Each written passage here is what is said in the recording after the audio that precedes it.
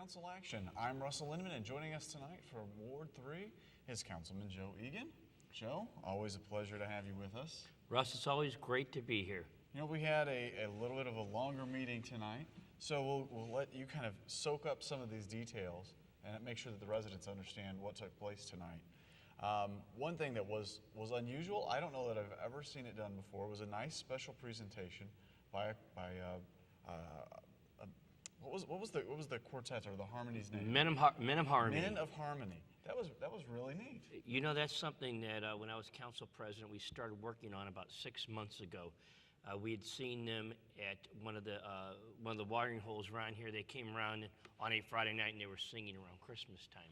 So we reached out to them and asked. We thought it'd be really nice if they came in and did the Star Spangled Banner. And it's one of those things. They said, "Well, we have a lot of songs. We don't know how to do that. Give us a few months to get ready to do that." And they boned up on it. And they came in and did a really good job. It was fun. They did a great job. Everybody loved it. What a neat way to start the meeting off tonight. I agree. We also had a special presentation. The legislative report was given by Tim Green. You know, he is our lobbyist in Jeff City, and it is very important that we have, from a municipality standpoint, that we have someone up there tracking the bills on a daily basis and giving input to the legislators.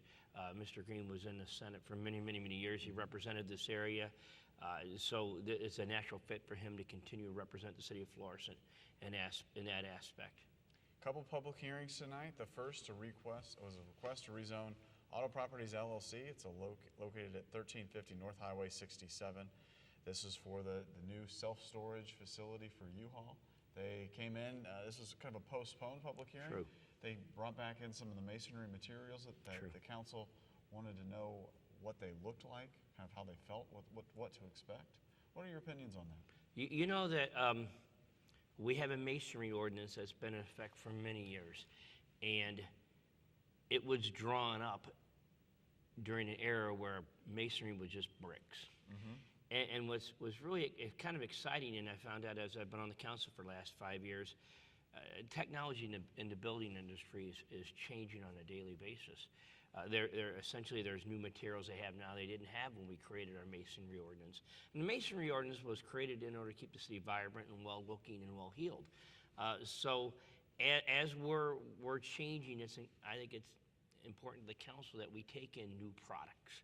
And with the remembering our masonry ordinance is important, but understanding that there's some new products out there that look as good or even resemble masonry, and that ultimately our goal is that the city keeps looking good, and these products don't fall apart, and they wear well. So the panels that they brought in, I'm very happy with them. They'll probably be up there long after you and I are both gone, unfortunately. And the masonry, the actual bricks that they're going to use on the Lindbergh side, they're fine. And they mentioned some of their construction was brick, some of it was going to be the concrete tilt-up. Yes, and as Mr. Caputa indicated, concrete is masonry. But nowadays they can do just about anything with concrete that they couldn't do years ago. Then there was a request to authorize a special use permit to FIT, F-I-T, Kids Ministries. They want to do business as FIT Kids Camp and allow for an educational development center and a district, and it's located at 2370 North Highway 67. Whereabouts is this facility?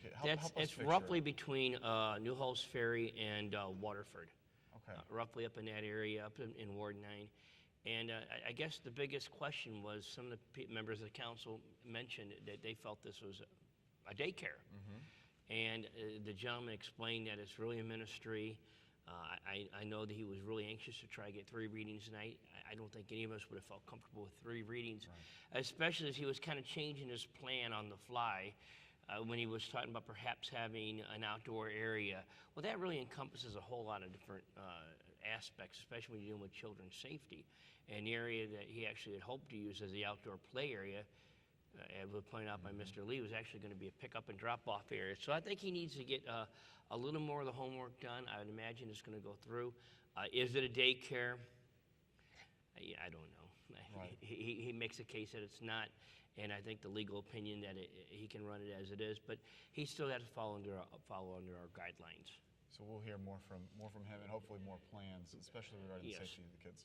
Yes. Second readings tonight, ordinance to issue an amendment to a B5 ordinance. This is allowing the existing ground sign for the property at 14070 New Halls Ferry. This is the low sign adding Yeah. the Dollar Tree, correct? True.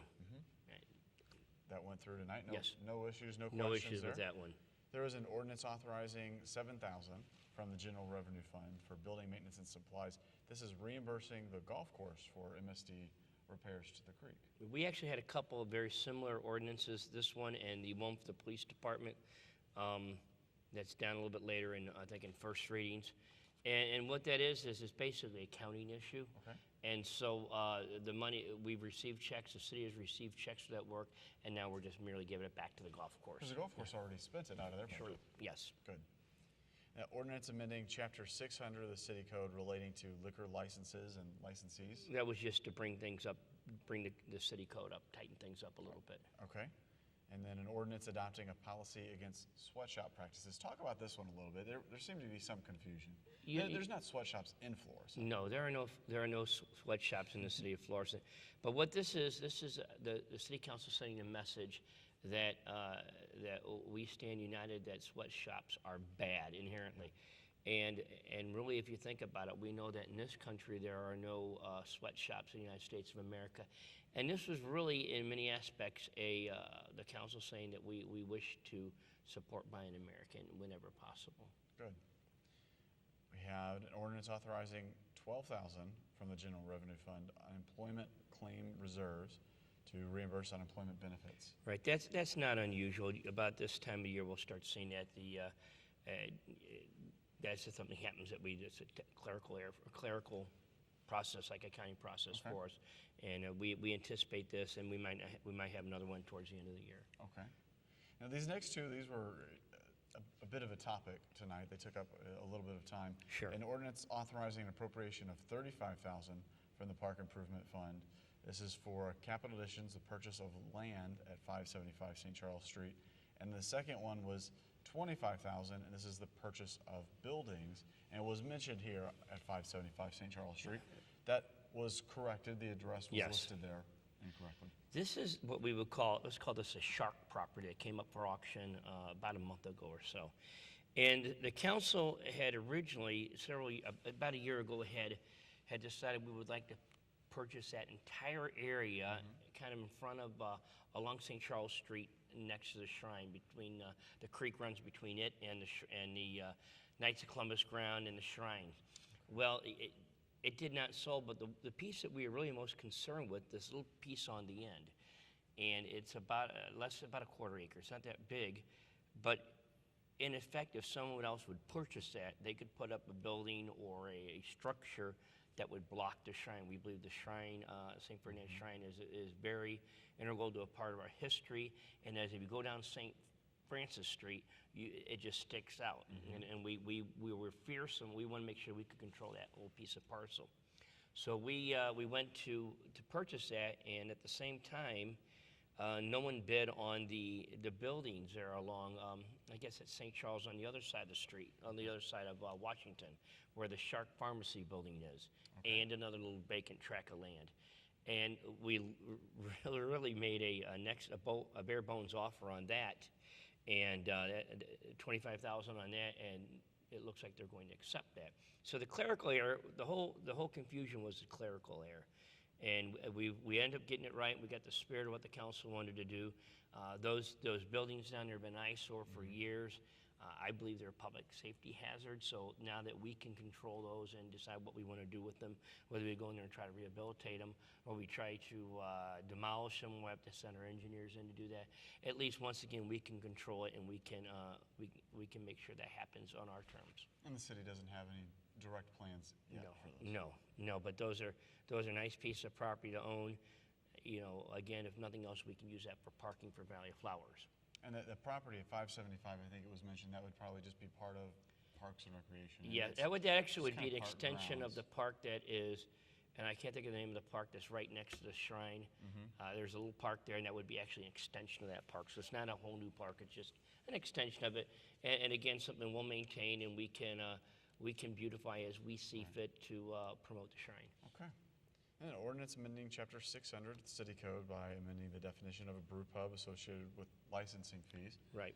So This is to continuing to tighten up the new brew pub. yeah, ordinance. and this is kind of to address. We never had the brew pub ordinance until last council meeting, and now we're kind of trying to make that fit in now, and that's to take care of the brew pub at Cagino's, which is operating. They have not put out a batch of beer yet, but it's been brewing for a couple weeks now, and they think it's going to be within the month they'll start actually. And that's the type of thing that young folks like these days. Very popular, so hopefully this will go over good for them. And resolutions tonight under new business, there was one to determine the intent of the City of Florissant to reimburse itself for certain capital expenditures. This had a little bit of conversation tonight, some of it out of order, but you want to explain what this resolution would entail? Yeah, and some of it was out of order, yes. All this is we as a city council are getting the ball rolling with the courts building. We purchased Dick Weber lanes last year. We've been in talks with the city and the courts and the staff and the employees, and obviously Mr. McDaniel's in the financial aspect. We're trying to decide which way to go. What this allows us to do is, and this allows us to reimburse ourselves, basically. It gets the package going. It's not a binding vote. We can go against this anytime we wish. Okay. Bills for first reading. The first one continued from the public hearing, and that was the property for the U-Haul self-storage truck and trailer rental facility.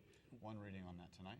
Yes, and that is a really exciting project because that building's been vacant for many years. It's an ugly green building. If you drive up in the entire length of Lindbergh and the city limits of Florissant, that building just sticks out as a blemish.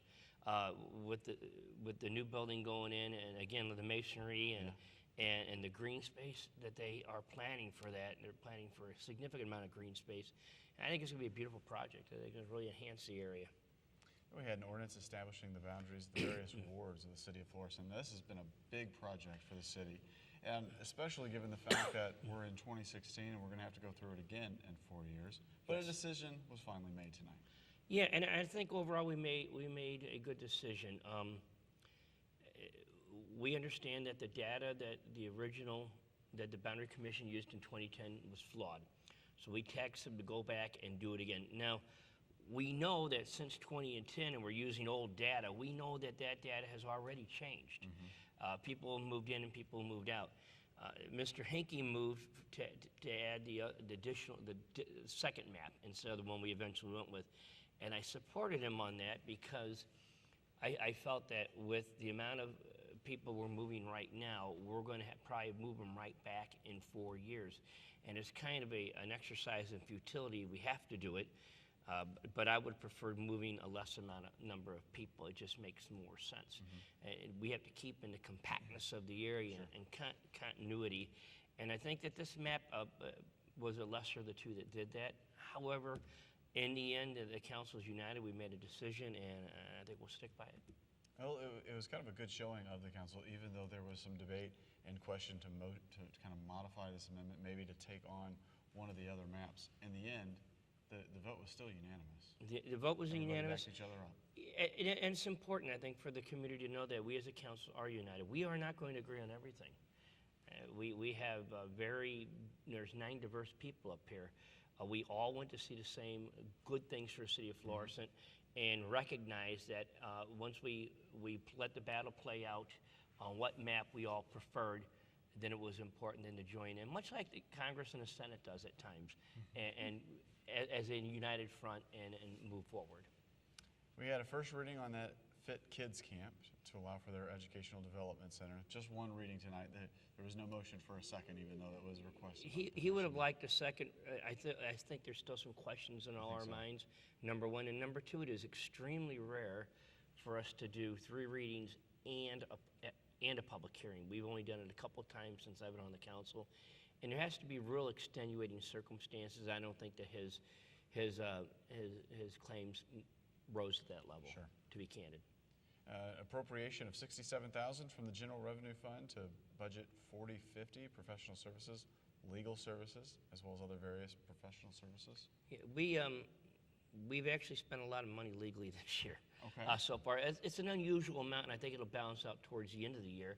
But we've had such things like the redistricting commission. That really was a costly endeavor to us. We also had the negotiation on the CTS project that we're going to do the HVAC system down at the Eagan Center. Those are both very time-consuming legal endeavors. So whereas it's quite a bit of money, ideally, as we get to the back end of the budget year, hopefully some of those costs will come back and land again. Do you foresee any other big expenses in this legal arena for the rest of the year? No, I think we've gotten the bulk of the big legal issues out of the way. Okay.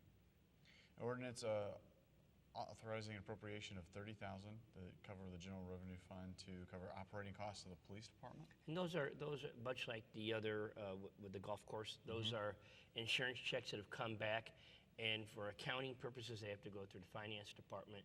And basically, we need to give the money back to the police department, which already put the outlay of the cash, yes. And an ordinance amending 2016 budget by reducing the number of Bureau of Field Officers and sergeant positions from 7 to 6, and increasing BFO lieutenant positions from 4 to 5. And I think shift times were also discussed. Yeah, the plan here is that in order for the officers to go to a 12-hour shift, you would need to have 4 lieutenants. Okay. And each platoon, you have four road platoons, each platoon would have a lieutenant and a sergeant. And so we had to change the matrix of pay of the police department in order to do that. There's a lot of pros and cons. 12-hour shifts are becoming, I won't say industry standard in law enforcement, but they're certainly very prevalent. As I mentioned at the meeting, the cities around it, surrounding the city of Hayeswood, city of Bridgeton, and the city of Ferguson are all on a 12-hour rotation. And essentially the officers like it because you spend more time at home. In the current rotation that we use, the 6 on and 3 off, in a 28-day cycle, the officers will work 18 days. With this cycle going in effect, they'll work 14 days. Right. So, and they'll have every other weekend off, which is good for their family life. Most families are on a Monday through Friday type schedule. So at the end of the year, by being on the 12-hour shifts, they can be at home 48 more times that they're not here, and that's pretty significant. Was there any concern about fatigue? I brought some questions up with the chief when he first approached me about it. And again, as I said, I've been a policeman for 30 some odd years now, and I would not want to do these shifts. To me, a 12-hour shift was a long shift. Yeah.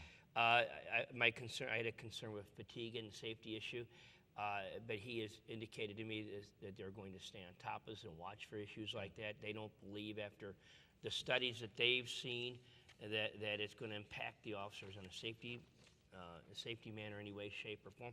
They also don't think it's going to affect our OTs or the way we score holiday time. So. And they mentioned it would very, very likely be a morale booster. It's going to. Well, they tell us that it's going to be a huge morale booster. Again, and we want our officers to be with their families as much as they can. They have a difficult enough job. Well, that brings up council announcements. Tell us what's going on in your ward. What should we expect for the city of Florissant?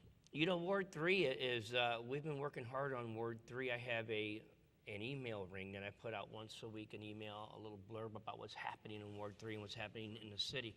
One of the things we're really working on hard is targeting some of the derelict properties. And like every ward in the city and every city across the United States, there are some derelict properties. And we have really, as a ward, been coming together to work on these properties. The residents are involved to notify the city or notify me, and I'm involved working with the city. And now we've passed these 2 ordinances recently, or these 2 laws, A and R. We're going to have the ability to put the boots on the ground to really bring some of these eyesores back in line. The other thing is, I'm sure every council person tells you when they sit here, is we're stressing neighborhood watch. We just know that by far it is the biggest tool that we have as a community to protect ourselves, is the reporting from the citizens to the police department what they see, because the officers can't be on every street 24 hours a day. They just can't do it. So we're encouraging. I just spoke to someone yesterday over on Yaqui who was interested in being a neighborhood watch captain. And so if anyone listening is in the Yaqui and Tahoe area, get a hold of me. We'd like to put you in contact with them so we can start that neighborhood watch, which would be our 6th neighborhood watch in Ward number 3. We'll do later in the summer, we'll do a award meeting again. We just had a ward meeting. It went really, really well. We joined up with wards 4 and 1 up at JFK last month, and it was real productive. And again, the biggest things we're hearing from the residents, they want to see the absentee landlords clean up their properties, and we're going to work on that this summer. Good. Good. And I know it was mentioned tonight that some of the other wards are going to be getting together on June 22nd. So if you're from Ward 6, 7, 8, or 9, look for an invitation for June 22nd that evening. Dunnigan Park, as long as there's no rain, and I believe it'll be in the ice rink if there is. So there's always rain at that event, it seems like. They mentioned the success for the letter carriers food drive. Those donations were given to TEAM. That was a good effort done in the city of Florissant. And some events coming up for the Nature Lodge, father-daughter dance, a lot of good things. If you hit the city's website, you'll learn about that are going on this summer. Yes, I would ask anyone listening from Ward number 3, if you give me an email at jeagan70@aol.com, I'd love to put you on my email ring, and we keep people informed literally once a week. Great. All right, thank you very much, Russ. Thank you. Appreciate your time. Thank you for watching. I'm Russell Inman. This has been Council Action. We'll see you next time.